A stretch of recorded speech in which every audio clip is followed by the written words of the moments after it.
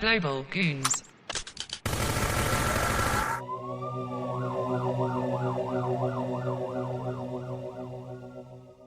There's not a great deal of people I click with, you know. Don't know if that's a bad thing or a good thing, but I'm just very wary of who I spend my time with. And for me, that's a smart thing. You know, time is so valuable. You lose it very quickly, and I don't want to lose it to the wrong people.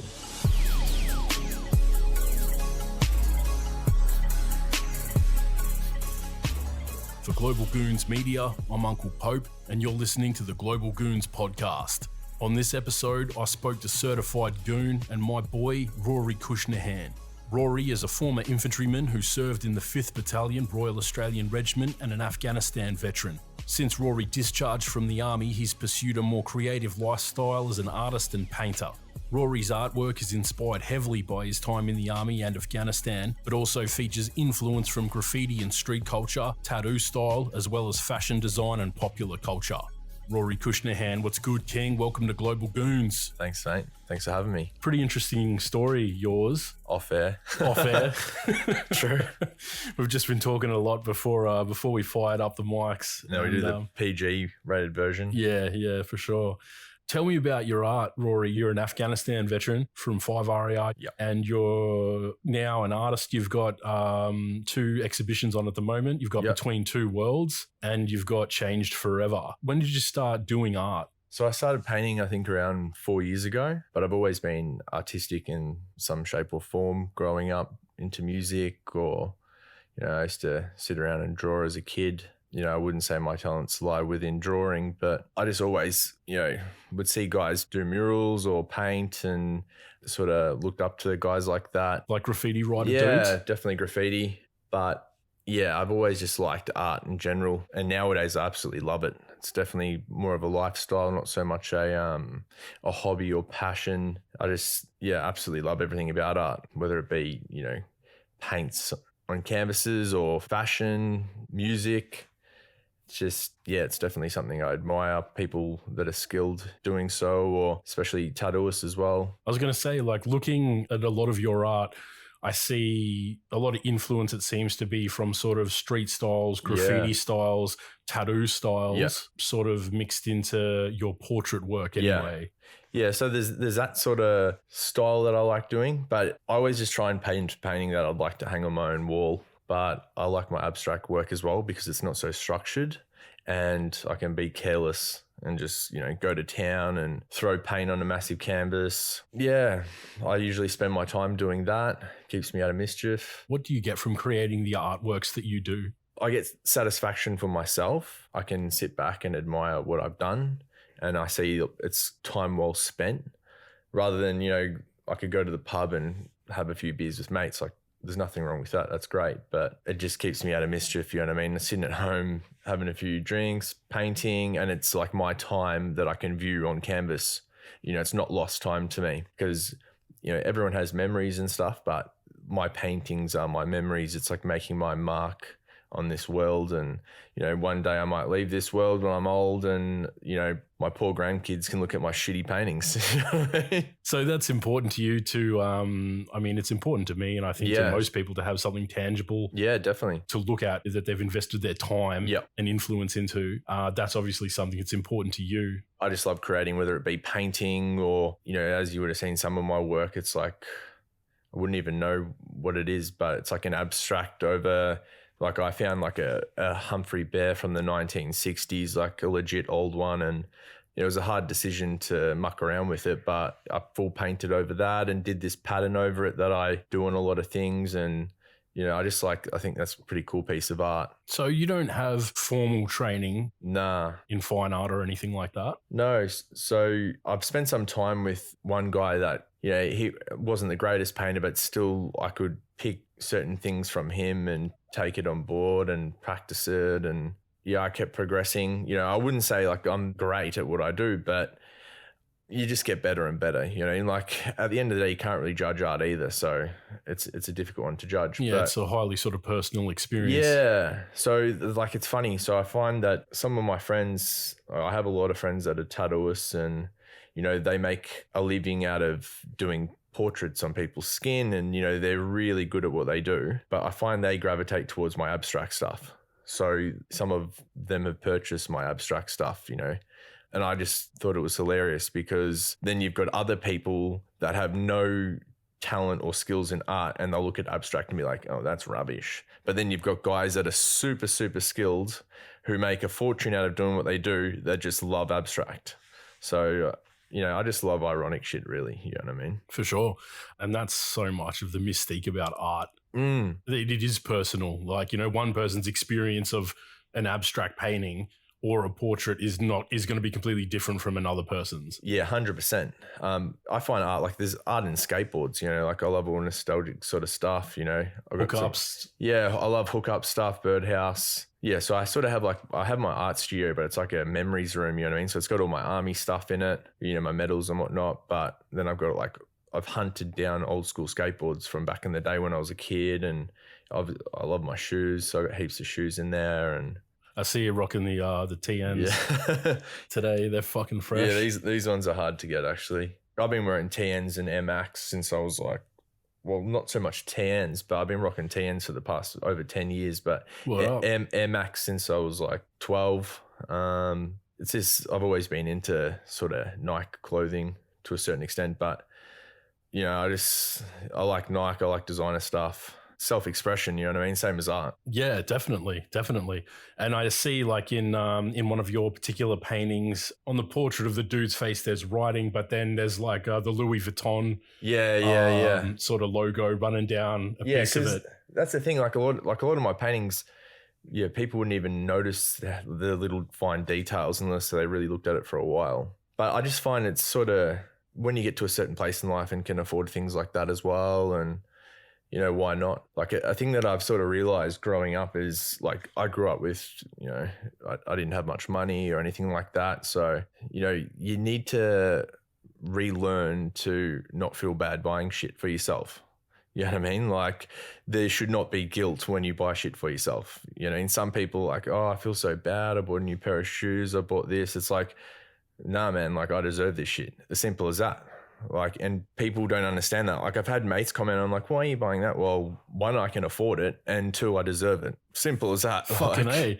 Yeah, that's it. And, you know, if you've grown up, similar story, man, when you've grown up not having that kind of stuff, I think it gets to a point later in life when you can afford it. It's really empowering to be able to buy that shit that you couldn't floss when you were a kid. Yeah, 100%, bro. And it's like when you're self-made or, you know, mummy and daddy never bought you that shit. It's like, and now you can buy that stuff, like designer stuff, whatever it is.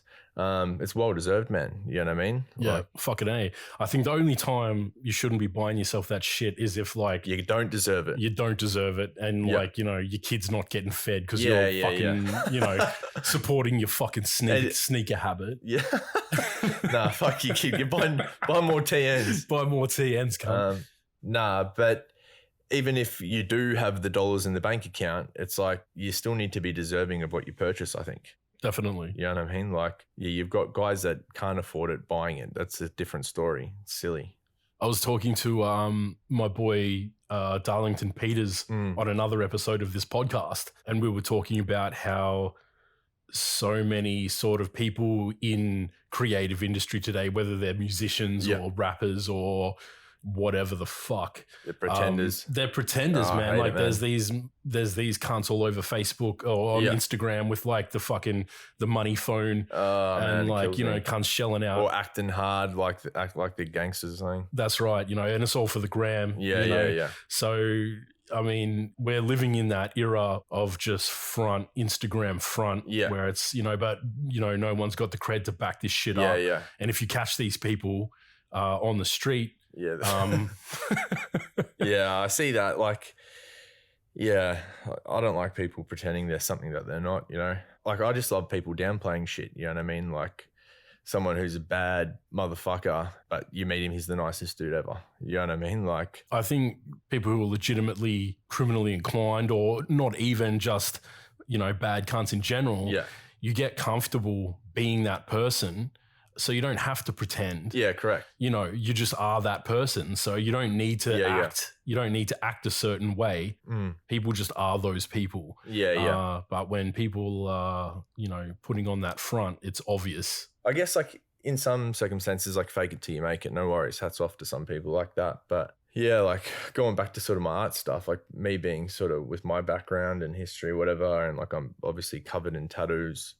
And with my paintings, like I just paint because I want to paint, you know what I mean? And like it's funny sometimes because I'll be at an exhibition, not saying I do shitloads of exhibitions, but some of the exhibitions I've been to, like some of the people there are quite, you know, how do you do sort of up themselves to a certain extent. Hoity-toity. Yeah. And they'll be like, so like explain the nature of your painting.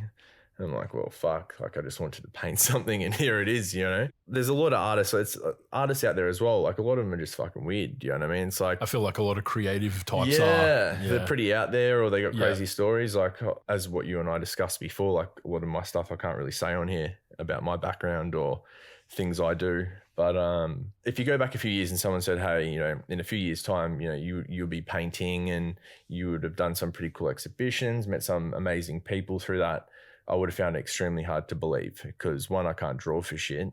And two, like I'd never touched paint, you know what I mean? So it's a bit mind blowing. Like here I am now, probably because of my painting, you know, while we're doing this interview, you know what I mean? So when I look at a lot of your artwork, especially your portraits, I can see that it's an outlet for you. After leaving the army, do you look at your art that way? Is it essentially, has it become an outlet for you in some ways? Yeah, I've never fitted in anywhere, to be totally honest with you. So it's whether someone like that sort of needs to be a leader or, you know, you can't be the same as everyone being a leader in life or doing well in life in some aspects, doing amazing things, or, you know, you can't just be the same sort of individual in the crowd amongst people. You need to stand out.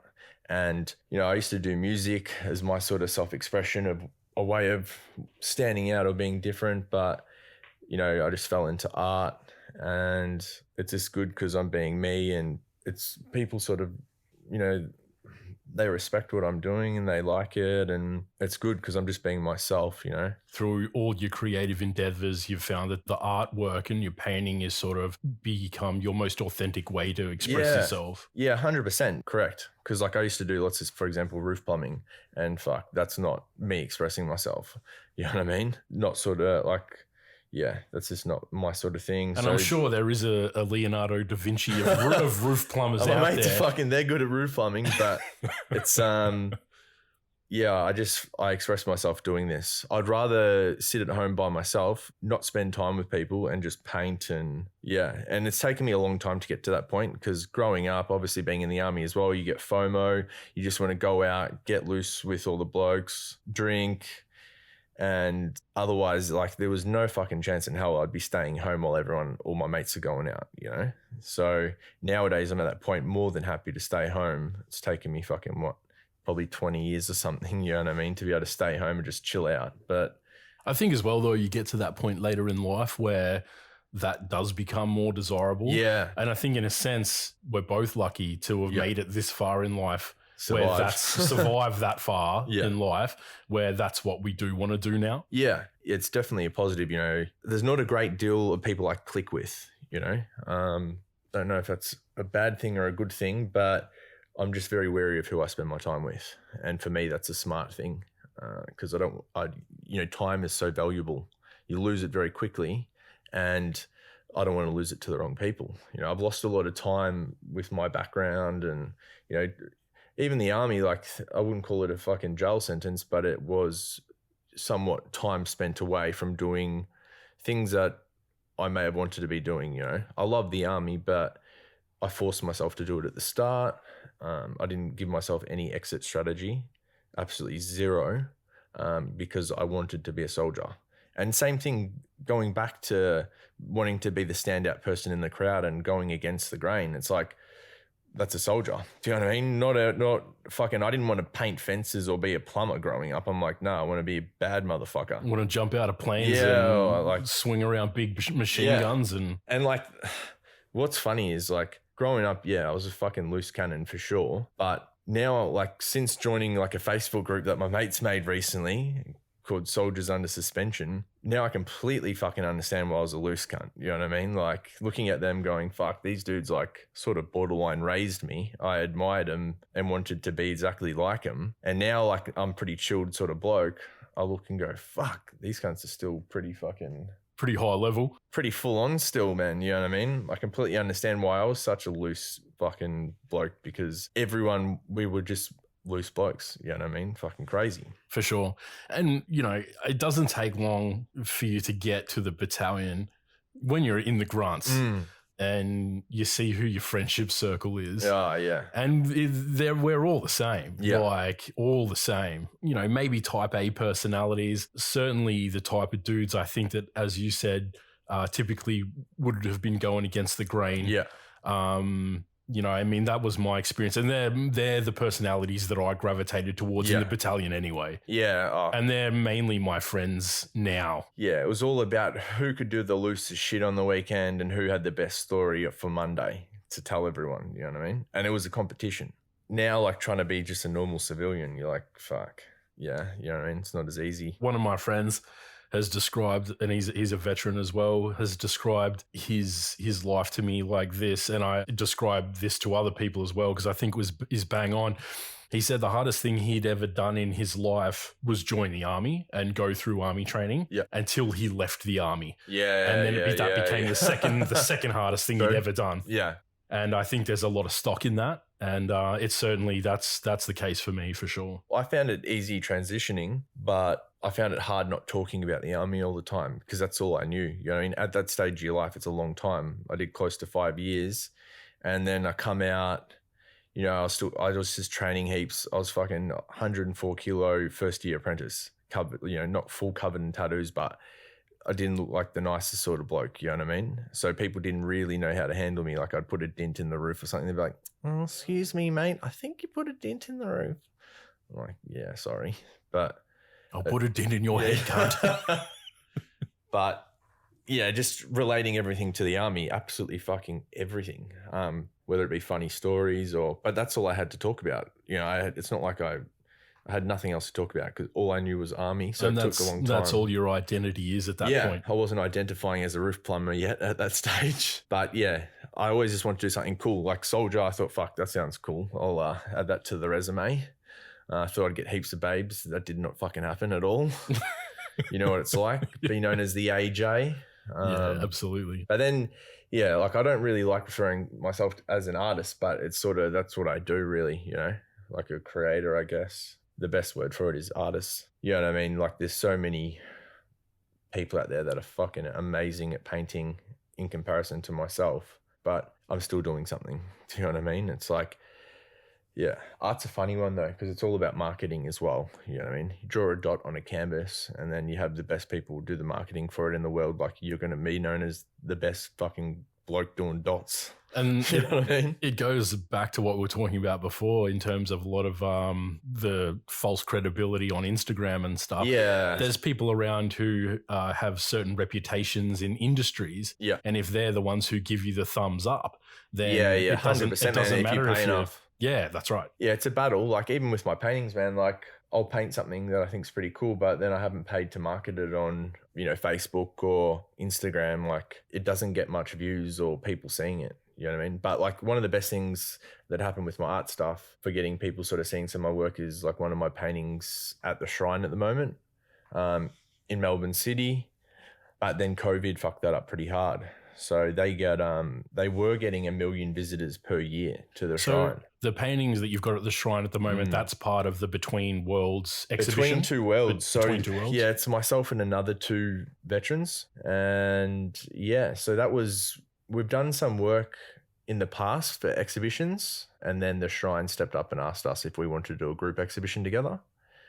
And so we followed through with that, and then COVID come and fucked everything. So a bit of a shame. So there was no opening for it. There was sort of no media involved. Like it sort of ruined the plans, but I think it's up and running now. It's called Between Two Worlds, but yeah, that sort of flopped. But then I've got another exhibition involved with, it was pretty interesting. I forgot what it's called. We had it down before, but it's to do with refugees and people affected by war.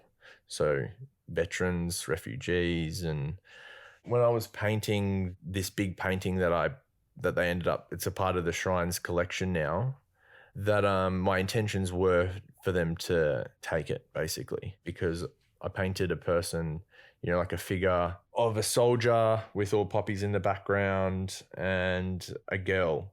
And with the girl, I think I wrote like, you shouldn't have left us or some bullshit like that. But the thing is, the story behind it's too fucking brutal for me to write that, because we were on patrol. Cut a long story short, this is in Afghanistan, and we come across a little girl chained up.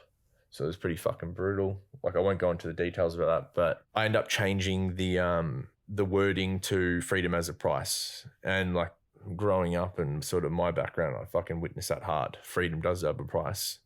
Whether you be a soldier or the government's taking your freedom in some sort of other way, there is definitely a fucking price for freedom. You know what I mean? It's like, I sort of find a lot of people, like I myself at this stage in my life, I'm pushing hard to try and make money to gain freedom, financial freedom. So freedom, like, you know, I've got it tatted around my throat. Freedom's just so important to me. So with my paintings, like, I put words on it that sometimes are more important than the painting, you know? So I wrote freedom as a price, and sort of there's like a, you know, an Afghani girl and then a soldier crying. That was one of the biggest paintings I painted. And yeah, now that's on display. It's traveling around Victoria, and that was a 2-year traveling exhibition. And I think it will make its way back to the Shrine soon. But it's pretty cool and random for me to have 2 paintings sort of involved with the Shrine and one part of their permanent collection. So yeah, I wouldn't have thought something like that would ever happen, you know. With a lot of your work, with the exception of the piece you were just talking about, it doesn't look like the military and the army stuff features heavily in your artwork. It's funny, it doesn't. Yeah, but then I think about it, it certainly must have huge influences in the art itself. Well, it's like I painted like a Jesus figure, yeah? And across his face it says, "War is home, home is hell." But that's the one with the Louis Vuitton strap, right? Yeah. So I try go as far away as possible from soldier stuff, but then bring it back a little bit, because as I said, I'm just leaving my mark on this world with all my paintings. So at the end of the day, it's my fucking painting, so I'll do whatever the fuck I want to it. You know, my missus is like, "Why did you do that to it? You ruined it." I'm like, well, it's my painting. I can fucking ruin it. Because it's fucking mine. Yeah. I just try and paint shit that, like, you know, I will spend fucking 100 hours on something and then just put spray paint over the top. You know what I mean? In some people's eyes, I've completely fucked it, but not many people have the balls to do that shit. But that's art, man. Yeah, that's art, and that's my art. So yeah. I like that sort of shit. Like, I painted a self-portrait of me in Afghanistan, and then I just crossed it out, you know, like with pink spray paint. So, you know, as I said, not many people sort of do that sort of shit. So, Are you familiar with Ben Quilty's work? Yeah, a little bit. Are you a fan of his stuff? Yeah. It's that's to do pretty political sort of shit. Yeah. Yeah. And he spent time in Afghanistan. Yeah. And he did that big mural at Taran Kowt. Yeah. Because he was, I think at one stage, wasn't he an artist for the army or something? Yeah, I believe so. He was commissioned by the Australian War Memorial. Yeah. I saw a doco on him years and years ago before I was painting. I remember him doing a portrait of something on, I think, a veteran. But hats off to any sort of bloke that has skills like that. I'm just the type of person, man, I fucking love seeing everyone doing well. You know what I mean? I love that shit. Especially seeing veterans do well, or people, you know, who are involved with the army. Just in general, I like seeing people do well because it gives me something to strive towards. I really am a fan of seeing veterans like yourself and other veterans after leaving the army, undertaking or sort of like embracing more creative aspects of their life. Yeah, because the army's not a creative place, mate. At fucking all. Far from it. Like, it's the complete opposite. I'd be wearing Armani Sunnies or something, you know, my mates will call me a faggot and they're all wearing the same Oakleys. Exactly right. Like, you cunts are the fucking, you're wearing the same shit, man, you know? Yeah, I used to rock like Air Maxes on a night out, and they'd all be wearing like some shit kicker shoes. Yeah, like, and like I was the strange cunt. Yeah, like, I was wearing TNs in Afghanistan. Yeah. I know, it's funny, but I sort of embraced it, you know. Of course, yeah. Like, you have to. Yeah. You have to. Like, even fucking wearing tight jeans, like, you know, I've been in bands growing up and shit, so I'm it's like people look at like my tattoos thinking I'm a fucking hectic bikie or something. But no, it's like music inspired growing up. Or like on the way here, man, like people look at me and be like, oh, this guy's probably listening to like rap and shit, man. I'm listening to like full fucking heavy music. You know what I mean? Like Australian hardcore bands. Yep. I'm rocking TNs wearing listening to like full Australian hardcore bands, but you know, you can do what you want, yeah? Yeah, well, that's it. I mean, I'm the same. I'm like 6'4", 140 odd kilos with like full blonde hair and a mullet at the moment. Listen to Justin Bieber on the train. Maybe not Justin Bieber, but I listen to like a lot of like movie soundtracks and shit, you know? So like, I might be cutting around listening to like, I don't know, Ryuichi Sakamoto, some composition for like a Japanese manga from the 80s. Yeah, that's mad. You know, and like that's my steez. Like, you know, and I really like that about people and creatives. And it's like, you know, you can't put people in a box. No, you can't judge a book by its cover. And if you do that, like, you're fucking up because you're just limiting yourself. The thing is, mate, humans are humans and they always judge. Unfortunately, that's just ingrained in us. That's what we do. Yeah. So it's hard to not be judgmental, but hard to break that stigma in a lot of ways. You just like even us, you know, all of us guys being young war veterans, it's like people don't believe that shit. You know, you wear your medals on Anzac Day, they'll be like, oh, you're wearing your grandfather's medals. Yeah. You know what I mean? And I think we've all had that. Oh, yeah, everyone. Yeah. Like some of my mates, like full racks of medals and they're like fucking 21 years old, been to, you know, East Timor, Iraq, Afghanistan. Everywhere. They got a few gongs sitting on it, you know, and they look baby-faced. Yeah. So even now, like being, 31? Baby-faced killers, G. Yeah. Fucking hell. It's like looking at photos of, you know, when we're young and stuff, you think, fuck, like that's hectic. Yeah. Proper kids. Yeah, it is. Carrying machine guns. I look back at it now from, you know, I joined the army when I was 21. Yep. I'm 30, I'll be 36 this year. And I look back on it now and I was like, Christ, I was tiny. Yeah. I was just a little kid. So I joined when I was 18. And then I think through Kapuka and stuff, I might have turned 19, something like that. Yeah, so you were a proper kid. Yeah, I was young as man. Yeah. Because I looked at one of my mates, he's still in. He found on the fucking computer system like a picture of me first day Kapuka when you're holding like a picture and it says your PM keys. Yeah. And I'm thinking, fucking hell, man, like I'm a full child. Yeah. It's pretty hectic, you know? Yeah. I'll look at a 18-year-old now in the street and go, man, you wouldn't even be able to hold a machine gun. You're too small. Yeah, it's a trip, man. And you know, someone like yourself and everyone, man, we've all traveled a long way. Yeah. Since then. So with that hindsight and that experience we have now, you know, as grown men, when you look back on that, there's a whole lot of different emotions and feelings I think that come into play for people. There certainly is for me. Yeah, whether they be positive or negative, like, you know, a lot of negative shit's come out from young blokes joining the army, especially before our time as well. And, you know, and in our time, they weren't really, obviously not preparing people to exit the army. And especially injuries. And then like there was nothing in place for young blokes with injuries. Like how many fucking 22-year-olds have fuck backs? Like that's unheard of. It's just not normal. But what's unheard of as well and not normal is carrying 60 kilos. Yeah. You know what I mean? That's carrying an 18-year-old on your back. You know what I mean? Yeah, and jumping out of planes with 120 kilos. And being your size as well, bro. Like Yeah. I'm slowly seeing things change. But when we were in the army, it was that pack mentality, yeah? It's like, if I bought a pair of cool shoes, every motherfucker wants the same shoes the next day and everyone will go buy those shoes. Like, I remember when those fucking toe shoes come out, you know? Oh, those Vibrams. Mate, they were fucking, even at 3RA, they were fucking viral, everywhere. bro. Yeah, for real. Like, that's just how it is. Yeah. And everyone knows everyone's business. Like, you know, it's like, and guys are way more bitchier than fucking girls. So it's like, people would ask me what the army's like. I'm like, well, it's like going to an all-girls school sort of, you know what I mean? It's like all-girls school with big-ass machine guns. Yeah. And real ugly chicks too. But, you know, everyone sort of knows everyone's business and no one would talk about mental health because it's just fucking weak. You know, at that stage it was like, no, you're just a weak cunt. You know what I mean? And don't get me wrong, there is some weak cunts, but, you know, good on blokes talking about their mental health. It needs to be spoken about. But what doesn't need to be fucking done is people identifying as, you know, completely fucked for the rest of their life. And that's where people are going wrong as well. You know what I mean? So there's a very fine line between how people help people with poor mental health. You know, there has to be an extra strategy out of that poor episode of mental health, rather than just identifying as, yep, no, you're fucked. You're a broken soldier.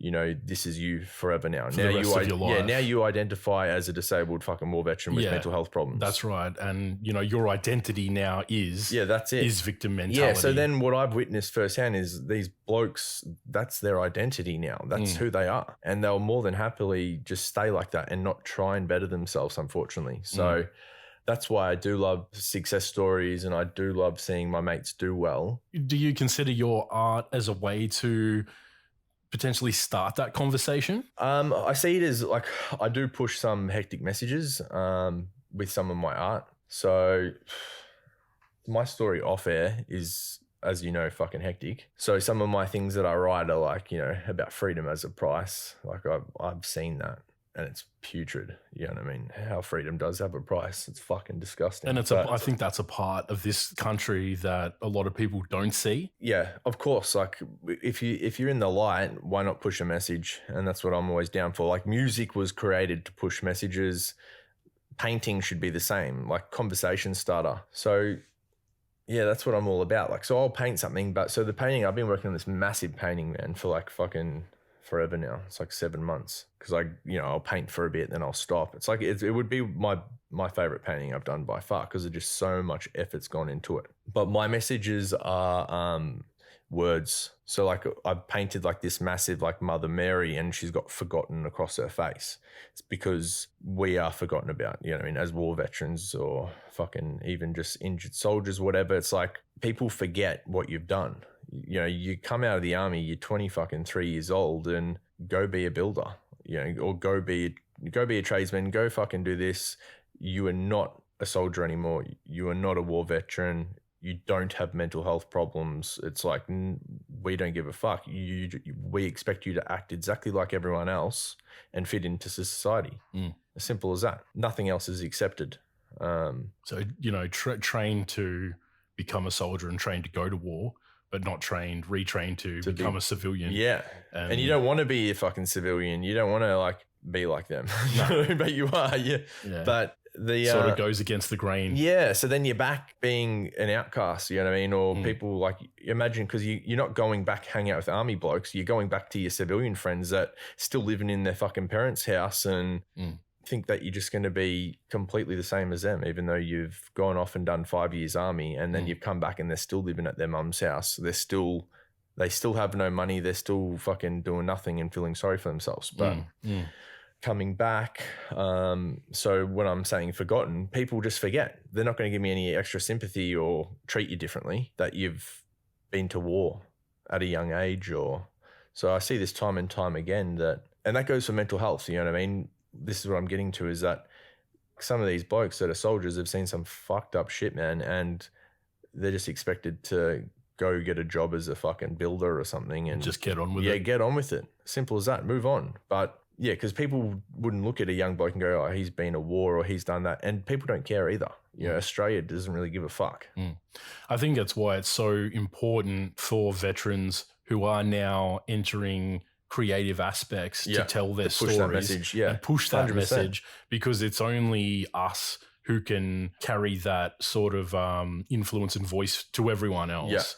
And that's what's really important. I think that's what's really important about your artwork as well. And all the other dudes who are doing whatever it is they're doing, whether it's podcasts or definitely, man. Writing books or whatever. I mean, that's the stuff I think as a community that we need to make sure that we look after each other in that regard, so we can keep looking after each other. Yeah, I think more veterans, it's great to see veterans do well, rather than us always trying to defend ourselves and trying to push that we're not loved by the community much. It's like we need to rub it in their eyes more that, you know, we're killing it, we're doing well, you know what I mean? Yeah. And these blokes are fucking war veterans doing well. You know what I mean? In lots of different areas. Like even meeting you today for the first time, I know you're a super intelligent guy. You know what I mean? And I find like it's great hanging out with ex-army blokes because they're fucking smart dudes. You know what I mean? They're well spoken. They hold themselves well, and you know they've got great stories. And a lot of them, you know, they're not weak cunts. You know, they're pushing forward, doing mad stuff. Like I love it. It's really good. No, I love it too. And that's been so much of my reasoning for wanting to put this podcast together, even though it's not specifically for veterans. It's definitely a place where I want veterans who are really pushing hard to get to that next level, whatever it is, to feel like they've got, if they want to, they've got a place where they can come and tell their story and, you know, show other veterans that like there's plenty of opportunity for you to go and kick goals. There is. You know, in the civilian world. Yeah, and it does help being ex-army in some ways because not everyone's been to Afghanistan, not everyone's gone to the army. So it makes, like, for example, my artwork, it's sort of a niche thing, you know what I mean? Like, obviously I wouldn't be doing any stuff with the shrine or anything else if I wasn't a veteran.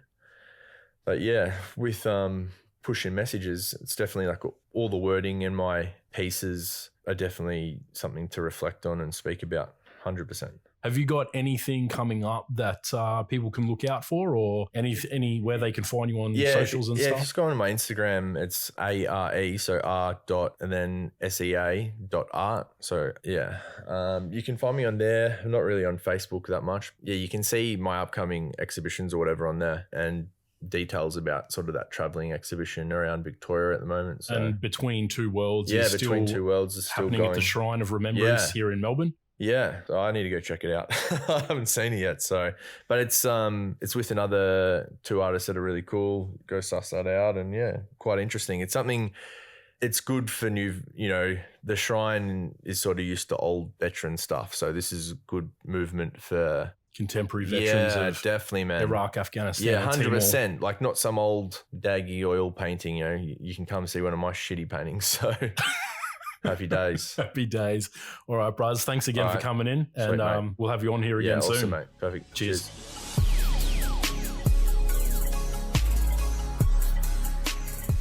For Global Goons Media, I'm Uncle Pope, and you're listening to the Global Goons podcast. Make sure you check out Global Goons on Instagram for upcoming content and podcast releases. If you'd like to show support, check out Global Goons on Patreon for access to exclusive Global Goons content. Until next time, stay strapped and keep living that goon life. Uncle Pope out.